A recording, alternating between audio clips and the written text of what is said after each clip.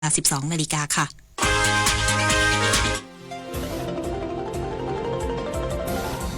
วิทยุแห่งประเทศไทยให้ความรู้กู้ความสุข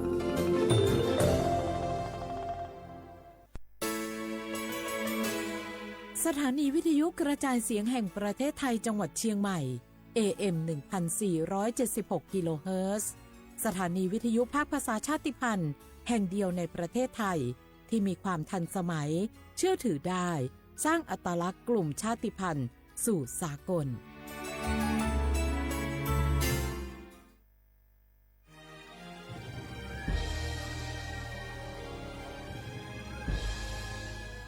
เกิดเป็นคนไทยเติบโตบนผืนแผ่นดินไทยจงภูมิใจในความเป็นไทยชาติไทยเรานั้นนับเป็นชาติที่มีความเป็นมาเก่าแก่ยาวนานเรามีภาษาวัฒนธรรมและมีสิ่งต่างๆที่เป็นเอกลักษณ์ให้เราได้ภาคภูมิใจในความเป็นคนไทย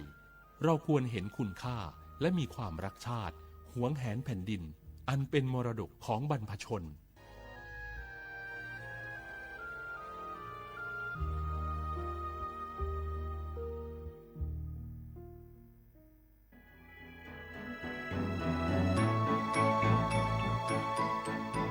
การปกครองระบอบประชาธิปไตยจะมีความมั่นคงก้าวหน้าเพียงใด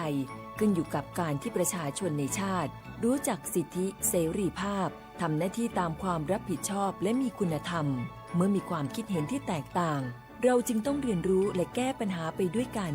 ด้วยความสามัคคีปรองดองของคนไทยทั้งชาติเพื่อก้าวสู่ประชาธิปไตยที่มั่นคงรู้สิทธิรู้หน้าที่ตามวิถีประชาธิปไตย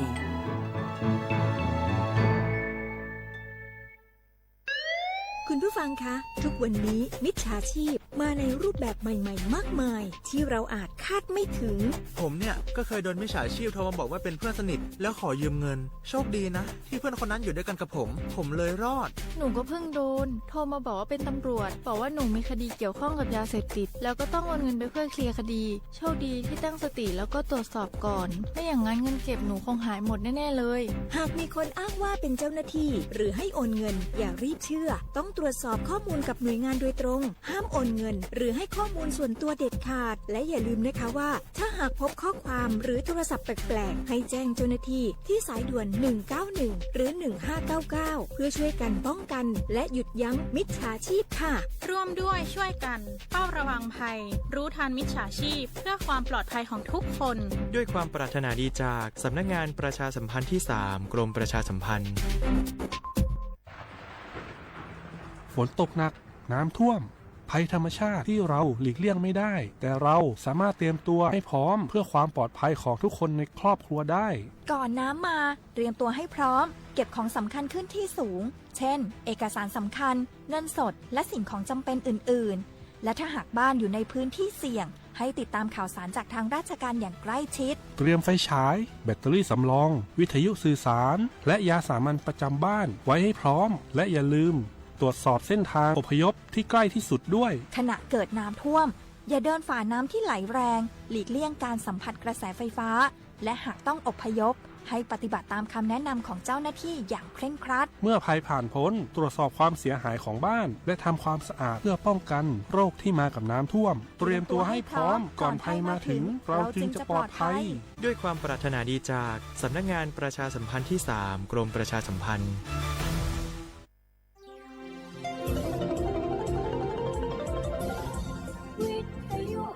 ประเทศไทยให้ความรู้กู้ความสุขสถานีวิทยุกระจายเสียงแห่งประเทศไทยจังหวัดเชียงใหม่ AM 1476 กิโลเฮิรตซ์สถานีวิทยุภาคภาษาชาติพันธุ์แห่งเดียวในประเทศไทยที่มีความทันสมัยเชื่อถือได้สร้างอัตลักษณ์กลุ่มชาติพันธุ์สู่สากล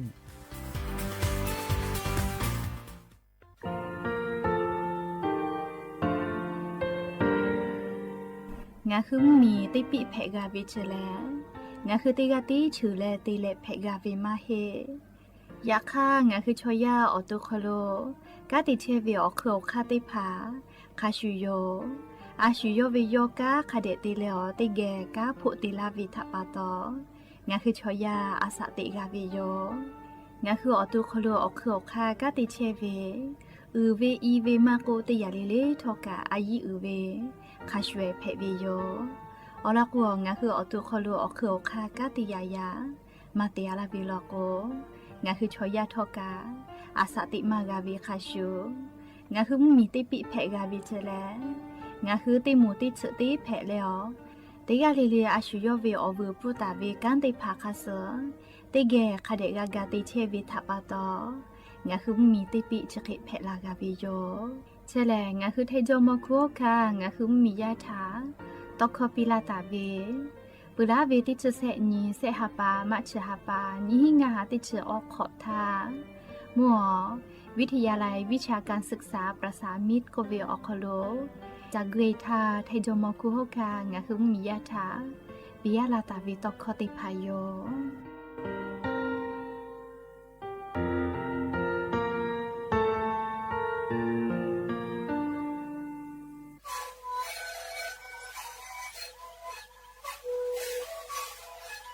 ชิลิคูนคือยาแก้เชเวออกข้อชิแลและบุคคลก็คือออกตีจังหวัดที่ไหนนาบาเต็งที่โอหาสุจิขะกิโลเฮเต็งเลมหลอกเอาพ่อออยาก็ชิเดนาลีไปแล้วเต็งชินาลีแล้วเผื่อไปออยาที่นาลีเคยแต่แล้วเข้ามาชาคายาเต็งเลและหูคอก็เชเวและนาละหูคอก็เคยสมานาคาโบเมดิโซ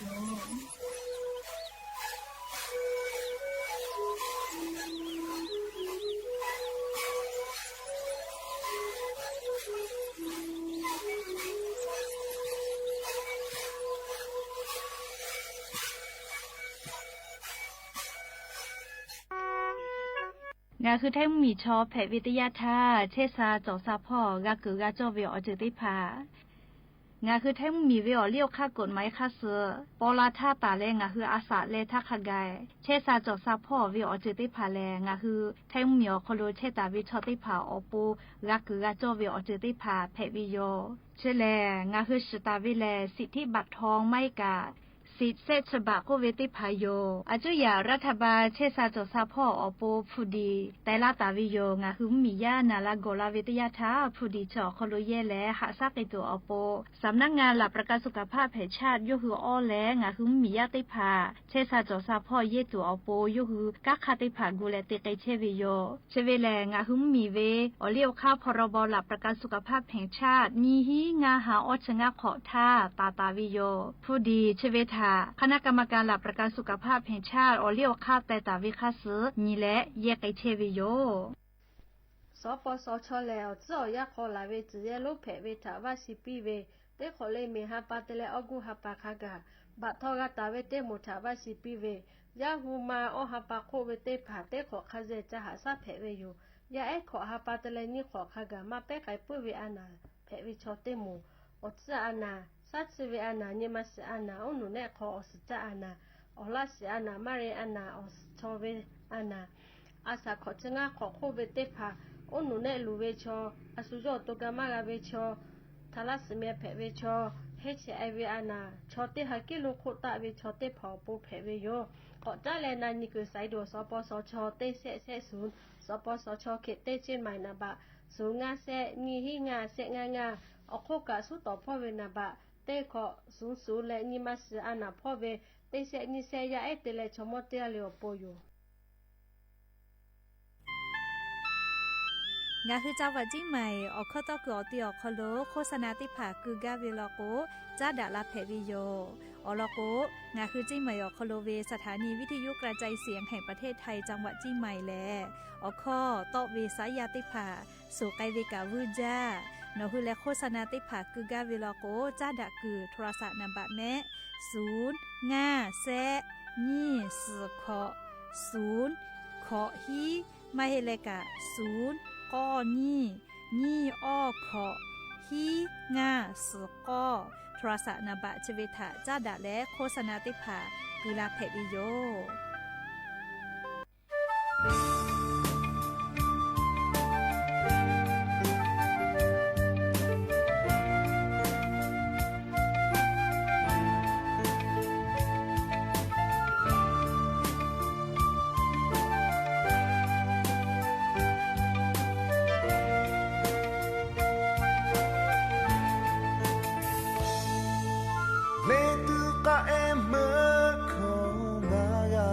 ตีย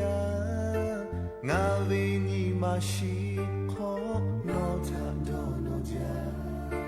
โมขะเพวิโทกาเมหือยะลาอีอุริงาเอโอโชกะจาเคชีบุงาตียโทอุทาสุเจโฮสุภะโมภะติภาวิเลกุชุชิวโดนาวิชาเลลายุเมงาพุลูอาโทวิบะโจเลโอลาชิงาเลเมบะทาเทมารานาชมเพเชโนทัตตินาหัสยา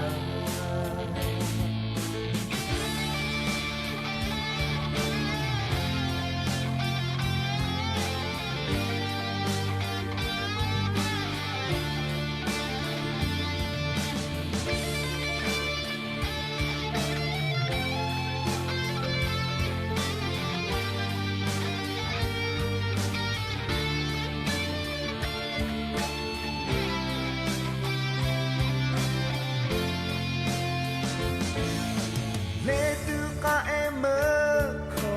งารากาเตียนาเวนีมาชิโคโนทะโดโนจาโคคาเปวิโทกาเมหือยะลา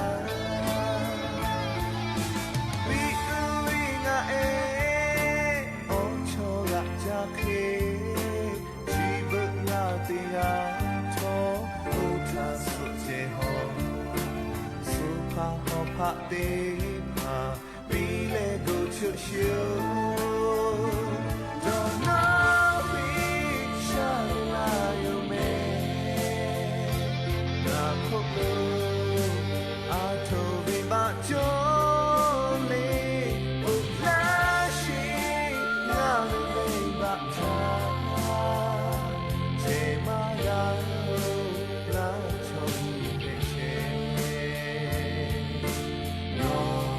ทัตตินาหัสยาโดนาวิชาลายุเมนาคุลูอาโทวิบะโจเลอุลาชิงาเลเมบะทาเทมารานาชมเพเชโนทัตตินาหัสยา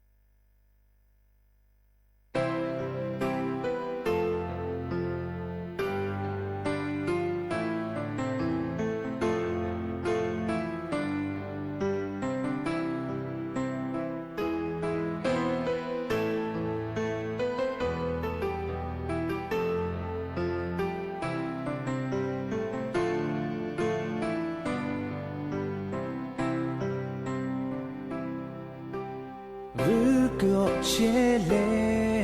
ノベを聞いたジェニレなはれちたはしゃよのにかすろべなこてちがまじょなおばのとかいぺお僕をチェレの上を聞いたジェニレなはれちたはしゃよのにかすろえなこてちがまじょなおばのとかいぺおのはれくおばなこちょれじゅいえちれのめりこちえてろべくてじゃのばはれくべあいやれとべじばのはれまがた投げくしまじょれビミヘトマジョロシュヘミラエブラマガタロオニマガタパトのめぐたポツのぽまびろべがぽ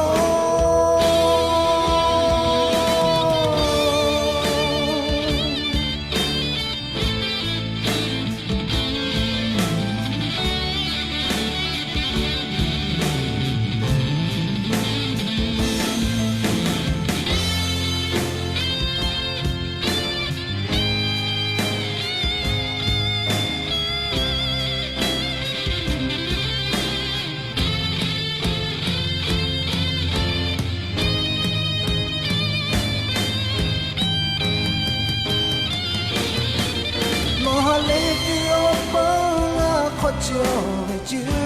えちれのめにこちえてろべくべじゃのばはれくぺあいられとべじばのはれまがた投げくしまじょれビミヘトマジョロシュヘニラエブラマガタワオニマモハレクオポラコジョレジュイエチレノメリコジェティロデクティアノポハレクペアイヤレトビジュポのハレ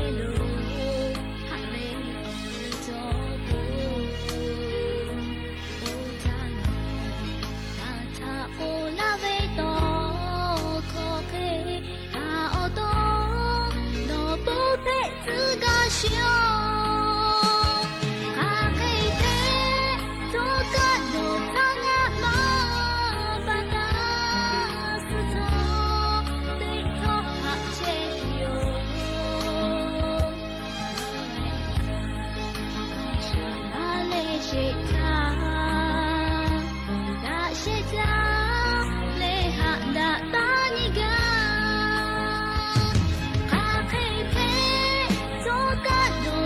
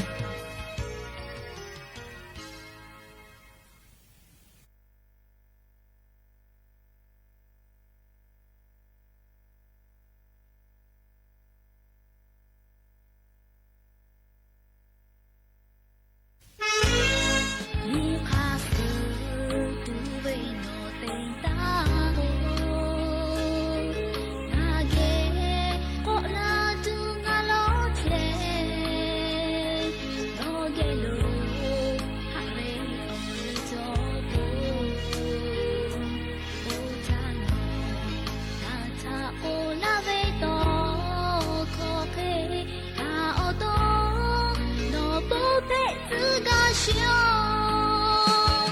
阿嘿嘿，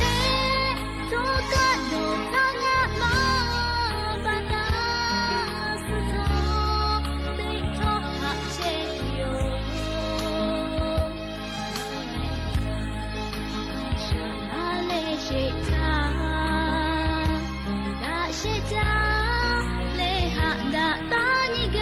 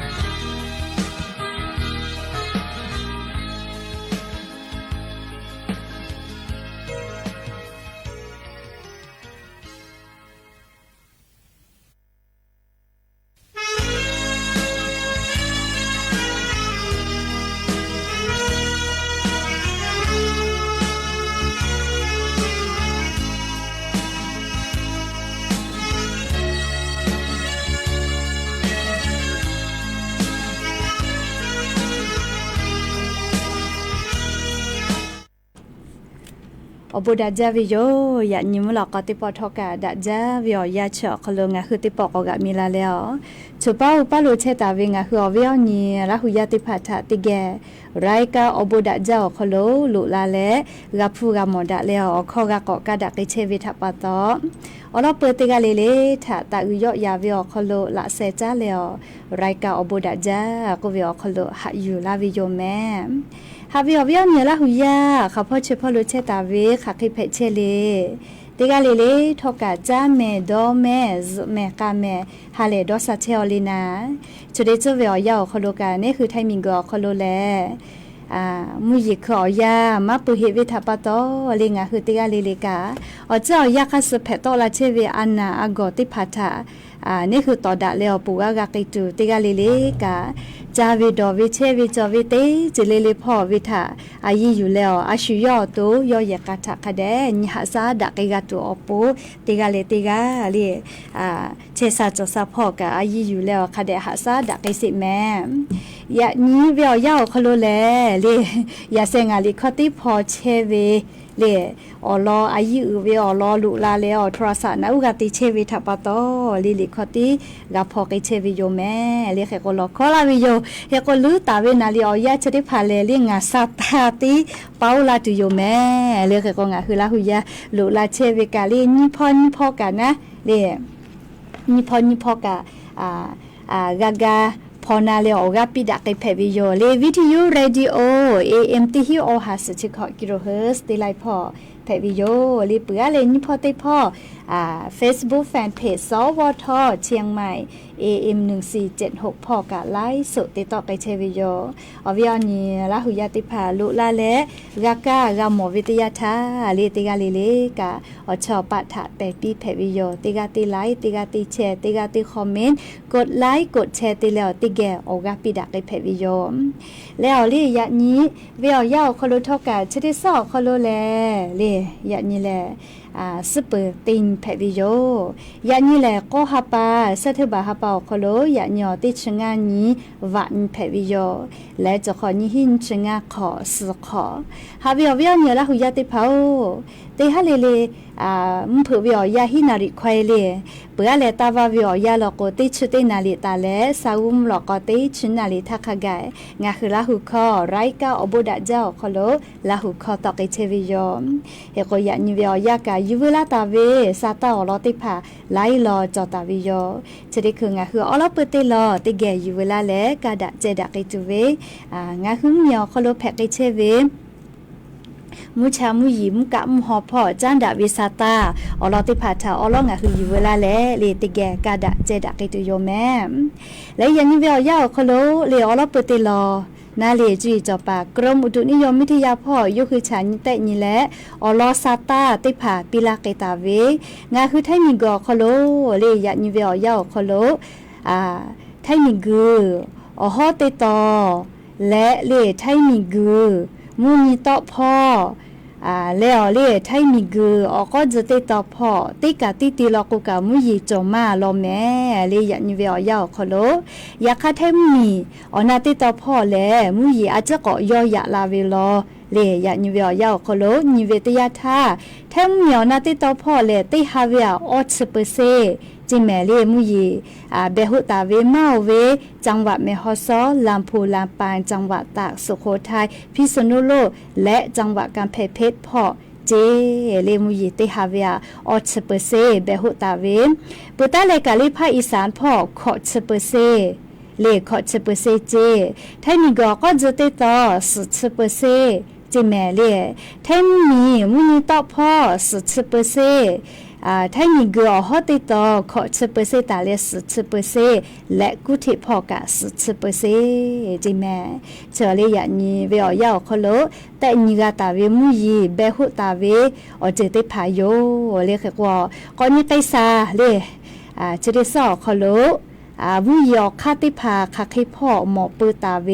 เลขาคิพ่อหมอปืตาเวญาณิสาเลนิเวตยาธาไทมีก็ขลุเลมุยีจะได้สอขลุยะนี้ติชงันตาเลนี้ชิญขกายมุยีจอลอเลแทมเหมียวนาติต่อพ่ออาจจะยอยะลากุกะติกะตินิลอกุมุยีลุลาตุโยเจออชเปเซตาเลขอชเปเซชอขลุเชตาวิเจมาเวแทมเหมียวนาติต่อพ่อจะได้สอขลุเลมุยีอาจจะจอมาวิชอแทมเหมียวนาติต่ออฮอพ่อเลเปือเลภาคอีสานพ่อกะมุยลอโกเลออชเปเซตาเลขอชเปเซอขลุเชอาวิเจและไทมีก็จะติต่อขอชเปเซตาเลสุชเปเซอขลุเชตาวิเจมุยต่อพ่อขอชเปเซตาเลสุชเปเซอขลุเชอาวิเจและไทมีก็ฮอติต่อพ่อโลออชเปเซตาเลขอชเปเซและกุฏิพ่อเลขอชเปเซตาเลฮีชเปเซขกายเชตาวิเจเลชกางาคือไทมีก็ขลุจะขอวิอยาวขลุนิเวตยาธาเตขอเลเคเลมาชุดาวิโยเลนิเวตยาธาจะขอเป้าแลมุยีจอมมาวิโยแม่เคเตแลจะขอวิอยาเลชเตหาปาก็หาปาเสถบาหาปาปือละพ่อเตแลติชหาปาออตบาหาปาขลุแลเลเตปอมุยีกอลุลามาตุโยก็เวลาเลติกะติติลอกกะมุยีลามาจาเลออีกะทูเวเลฮูลูฮาลูเพเวชะเตภากะติปอก็กาลาตุโยเจเลกาลาตุเวก็หาปาปุระพ่อเตเลติชหาปาขโลเตยาเลมุฮอมุยีโลกะติดิงดีเคงาคือไทมิกอขโลก็มือคือลาตุโยเจจะดาปะตอเลงาคืออเวียเนละหุยาติภาทอกะเลมุมีพ่อเวซาตาพ่อหาอยู่และเลละจิลาฮาเวอเจชะเตภากาลาเวติยาทางาคือเตกาเลกะกูเฮกูฟากะตุอโปเตกาเลกะซาตาติภากะแดพอหาอยู่แม่แต่ก็และงาคืออเวียเนละหุยาติภาทะยานี่งาคือเหมียวขลุแพกเชเวอเจ้ายามุชามุยิมกะมุฮอพ่อจันดาวิซาตาอลอติภาอยู่เวลาและจะเคเกามาลาวิโยแม่ก็จ้าเลกะเลติลอก็เกซาอเวียเนละหุยาติภาจะได้หาปาเลก็หาปาสัทบาหาปาขลุลุลาเวแลอเจ้ายาปีปาเวออกะเลลุเวอยาโยมุยิคืออยาเลปุละพ่อเชวนะติชือหาปาพ่อลก็มุยิคืออยาเปเลติชือติหาปาลุยกุมุกะเวอยาตาลุยเวแม่เลชะดาปะตอก็หาปาเวอยาเชขลุลุลาเวแลงาคือไทมิกอขลุอานานาบุอปุมากะไลจือไลอานากาเทแปนดาลาวิเจเลมุยีติภาถ้าปะตอหน้าเจ้ายาติคือฮอติคือกอติคือเลมุชาชื่อจะเคยแผ่วิถ้าปะตออานานาบุติภาลิชอยาเกียวกาที่เป็นดะคือลาวิจิแม่เฮกว่านาถ้าตอดะเลฝาพ่อกะติเชเวอมุติภาลอกุนะเลติกาเลกาสติตาและฝากุวินะเลก็หาปาเวอยาชอคโลงาหุมียาเกียวแผ่มากิตุเวอานาเลจือเยลุอานาเจเลออกาซา มาดาอานาจอวิชอติผาจะเยลูอานาเพวิทยาธรรมากานาจัตุอปูนัชวสิติผาหัดยุฟะแม่เลียวลโกยันตาเลกุสพอเจ้ายาติคือติยาปีปาลาโกเชซาจอซาพอกาอานาไลจือลุลาเลเลียงาคือชอยากยอเป็นดักเกตุโยเจปุตาลโกกาลียาอิด้วยติผาเกียวลโกกาจะติคือ RSV อานาก็วิเจอชื่อผู้เวโลนาเวเลชติผาจ้าดาวินะ RSV อานานาบัวผู้มาเชกะหาซาตุเวนะชมาจอเจยาคาฮอนาชนะโกมากาฮอนาชนะตุเวเลนาชตอปีเวเลนาเวคาสหาซาเกกาเวเจติเพวิเจเลกกว่านิเวตยาธาเชื้อไวรัสเล RSV อผู้มาเชกะอผู้มาเชกะนะเลงาคือติไปตัวเวนัชมาจอเลยอยากขนาวิคัสเจนัชตอเลหาซาเกกาวิเจติเจแม่เลยก็ยาไอดูอาสางาขอฮอวิติหมูเกียวจะได้คือเพมาจาและเลยยาไอกันนาเลติกาโซแม่จะขอเป่า RSV อานาชเพและเลขติและชเวอคู่กาลินาวิกาฮีกาพะเกาโลเลยยาไอดูเอติผา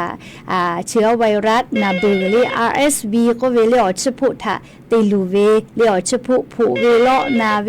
เลคติแล้วฮอนาชนากานาชินาเตเวนาเลจะได้ผ่าย้ายติผ่าเพวิทยาธาดอหาดอคิตูจอเวสาลือเลกายาอาสาติขอมากาเฮเวอฮอวิติมูเลอานานาบุจะได้ผ่าไตกาเวลาวิทยาธายาอปดอหาดอคิตูจอวิเจอเราก็ย้ายจะได้ผ่าแลเลอตุคโลอเคอค่าติผานาเลลาเวมาบิโลเฮเลกกอกาซาติผากะนาเลโยฮือตอดะมากาเฮเลชะดาปะตอย้ายด้วยติผาทะคเดญหาซาเลอานานาบุชติผาย้ายเกียวมากาเพตุเลชอมุโลอกาเลเจญุเจกานาจักเลชอมาจักชอนาเชกจอกอติติผาอคโลจอเกตะกุเลเลอเวียนี้ลาหุยาติผาทะอลอซาตาจะเกกาลาวิโยแมก็จ้าเลยกะเลยอะโลจะได้เจองาคือไทยมีก็คโลนายกรัฐมนตรีเลเซชุนิกาติกากะกาปูวิโยกาปูวิทัปโตเลงาคืออาจุยารัฐบาลจะได้ชุกะจะได้คือรัฐมนตรีติผายุกะกาติจ้าดะเลรัฐบาลสติชุครมจะตั้งกาเลงาคือมีจอมคุคาวุสกติซาจะอยู่ตัวอปูจะได้คือกาติเตเกเชวิโยเรียกว่ารัฐบาลจะได้ชุกาติวิโอฮาปาวิโอคโลอยังเงจาวิทัปโตเลยุกะกาคาอพกุตาวิโยเรียกว่าเรียงาคือมีคโลกาจากาดอตูผู้ติผาจอกกาตูนาเลผู้เยเลผู้จอกาตูอปูนะโครงการเลโครักครึ่งโควิดจะได้ผาเตเกตุโยเจจะได้คือเลออกคาติผาโตลาวิเลเรียกโครงการคนละครึ่งชวิเลนาเลียงาหึงเหมียวคโลตาเยกาตุวิชอติชฮาปาธาเลตาเยกาตัวปูดอลวาวิเจคเตเลแอปเป๋าตังเลอปีอุทานายกลุงตู่เตทาเวเลแอปเป๋าตาอุวิทาเยและโครงการคนละครึ่งชวิทาเยกตุโยเจเฮโกซาตาเพโตลาวิโอคโลไลกาคเดมานาฮือมานาเจมานากาวินะเลเฮโกชวิโอคโลกุตาเวเลรัฐบาลนะเลโครงการคนละครึ่งออกโล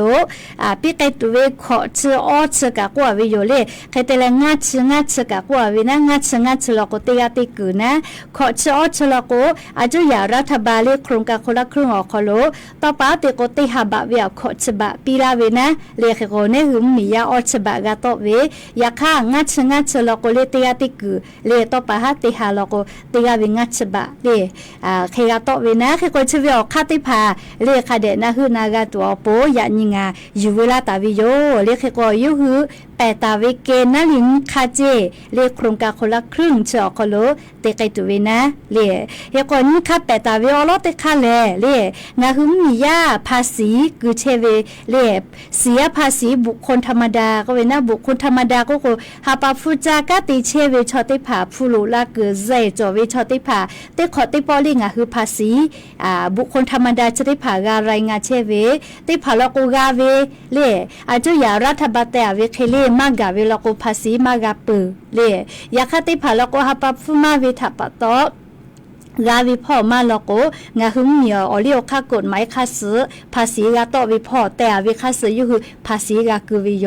เฮก็งาหึงมีคโลเลลดหย่อนภาษีก็เวนะภาษีอยู่ย่อลาเวไล่พอจอวิแม่เลโครงการคนละครึ่งคโล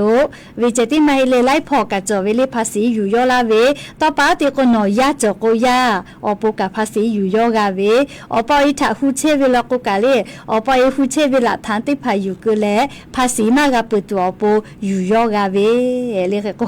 งาคือไทมีก็คโลเชตาวิชอหาปะฟุเซกาวิชอติภาลกเลภาษีปืมาปกะติขอติปองาคือการายงานเชวิแม่เลกก็ชติโมทาอคันกุตาเวเลติชติลากาจอลเจเลภาษีบุคคลธรรมดาก็เวนะเลภาษี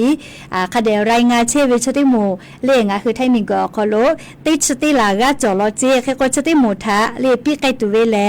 ขอชื่อออชื่อเจ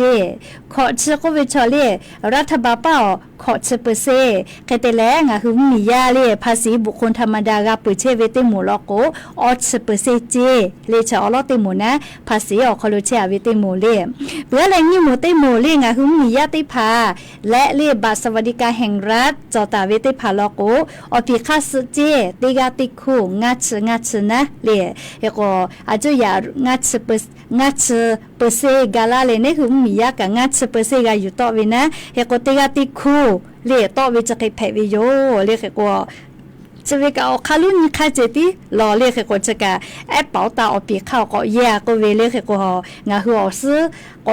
ฮิตุมาโลนะเรียกก็มากะสุสาวลีไล่กะแล้วก็แย่กะแย่เปื้อเรียแอปเป๋าตังนะเรียกก็จะได้คืองาหัวราหุยาแอปเป๋าตาจัวเวชอติพาแล้วก็ซื้อก็ดาวโลแล้วซื้อก็ลงทะเบียนตุมาโลเรียอยากค่ะมาจัวเวซื้อบ่เวชอก็ดาวโลเวลาแล้วก็ติดตั้งแผ่วิโยเรียกจะกะกาลาตุเวซอติหาปาก็หาปาท่าเล่เตไกตัวเวออกคานะเล่โครงการคนละครึ่งก็เวชกาแอปเป๋าตาคอโลเยแหละเตไกตัวโยจริงแม่เลชกาอยู่เวลาแหละอวิอเนี่ยราหุยาติพัทธาเล่อรอซาตาติพัทจะเคกาลาวิโยแม่อัลโลนาลีออยาเตคือเตกะปูรอเล่ตอกะคาเดมากะเป้าหิกะเฮกว่าอวิอเนี่ยราหุยาเล่บะมากะเฮเวชติพาเล่ปูลาตาทาโดโนเลนะนี่ฮีงาฮาขอชื่อสขอทาเลขอชื่อสขอแม่เรานี่ฮีงาฮาอยู่ในเลขอชื่อสขอทาเลงาคือมิงก็คุโลลาหุยาปอดะเลขอจาวิอลอติปอทาเตียกอเตียคโลเลคณะรัฐมนตรีงาคือขอจากอเตียลาและกุลาตาเวเลงาคือไทมิงก็คโลเชลามอเวคอยาลอยาเลสถานะบุคคลมาจอบะมากาเฮเวมาจาเวทัปตอกาติจากเกลาลาเวอคโลยาปายามีเอจุยมายิจาเวอคโลฮึลาเวแต่ก็แลอลอชติผาเลอุทานายกเศรษฐาเตียทารัฐบาลเกียวไกและเลนายกเศรษฐายอนายกรัฐมนตรีเตียทาเลตอคอจีดะเลอปิชิอาลาเวนะเลงาคือมติครมลินชกอนิติชาปาวิชานะเลเคโกไลกาลโกฮักตุกะจอจาเลชุกว่าเวไหมเล6 7เล8 9 0จอเวไลกาเลแต่ละก็บาทนะเลไทยมีก็ขอใจเช่เพตุเวเลบัตันดาวถาวรก็เวนะเวไทยมีก็ขอใจเช่เพตุเวติผักกะติมากะหิเวมาจาลอเลขก็ไลกะมานากะเวทัปตอเลปะหะคบิจอเชเวลอแม่เจดาปตอเลกาลาตุเวเลนิชุขอนิติชาปาท่าเลนิชุขอนิติชาปาลก็สอติหาปาลอแม่เลเตนาเลตาเลออนาเลเวอยาเลบุเยคริจาแสงสว่างใหม่อคโลเลบัติพอกะติเชเวเจ้าหน้าที่ติผาลาและอลอชติผาจากกุมาลาตุโยเจเฮโกงะคือราหุยาเลหมายเลขหัวเลบาทหน้าขอสือมากก็สูจอวิชติหมูนะเลชติหมูแล้วnoคือบะไทยมีก็คโลเซเชตุเวกาจอเวกามากาเฮเวไม่เลกาสัญชาโลเพเลกาเลอโลมานากามาจาดะปืออคามาสเวทัปตอมากาติเฮเวเลปะหะจอเชเวชติผาจามือในเลชอโบจอเวอลอยโยเลชัวคิลิจุยปีลาเวนะติชปุตุมาโลเลเคก็เตกาวิชติผาโลโกเลอเมทุลา แต่ก็เวลาแม่เลยคือก็งาคือเราอยากไปกาเราก็งาจ้าดาลากะแผวเรียงากะไกจามือในแต่ก็แลไกกาเวลาก็เลี้ยวเราก็อยู่คือเบรกจ้าตุเตพากุแต่ละเจจอชัวคลิจีปีลาวิแม่ลิหนูคือติชื่อปุตุกามาโลเลียคลิจีปีลาเว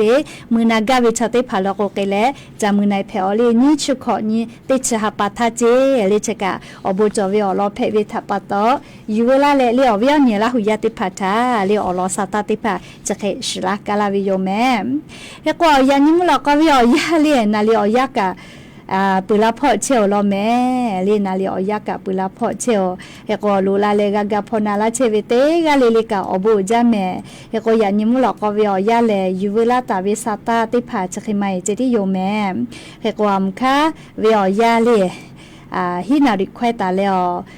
ก็นาริเวียยาขโลงะคือติปอติแกก็กะดาแม่เฮก็ยานิมุลก็เวียยาเล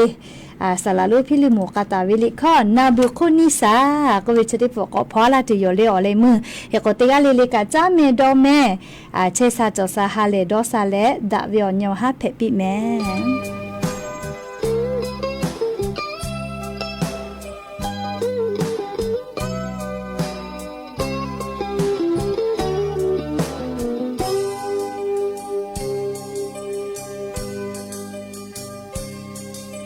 cha thế cha mà mồ chỉ thấy tí ngã để che hồ ngã về ta gã mơ say tu hè ngã ya ba một tàu chỉ gã về ngã ya mi si cha phu gã về ngã mẹ thảo tay che gã che ha khi pe gã pe piu mẹ chỉ để bỏ lệ ngã ai xa ngã về ta shu lo shu la tu shu kha shu ta cả lo tê lệ shu khe lệ bỏ xa la ga tu mi zơ lo ta cả tê yo alo bo tho bỏ xa la ga he do lệ shu ge lo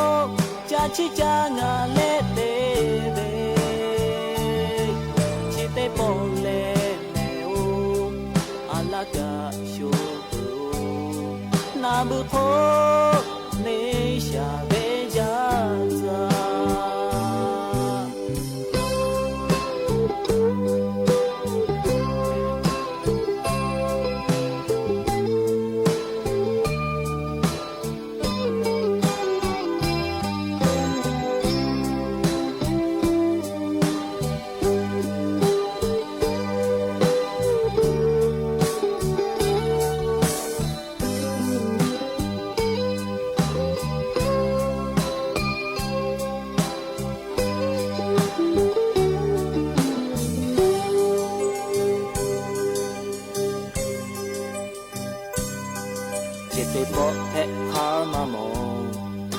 ดูแลหาโทเวเทตีมีโมเยเจจาโทเมโองายาปาโมตอนจีกาเวงายามีชิจาฟูกาเวซุมาเพฮาปุยเมตาโย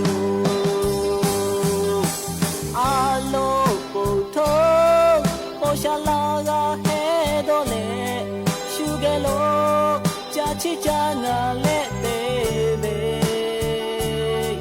chi tê bồ lệ mẹ ô ala ga shu na bu tho ne sha ve ja za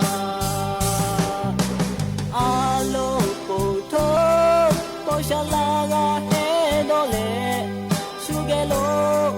cha chi cha ngà lệ tê bỏ lệ mẹ ô ala ga shu na bu tho ne sha ve ja za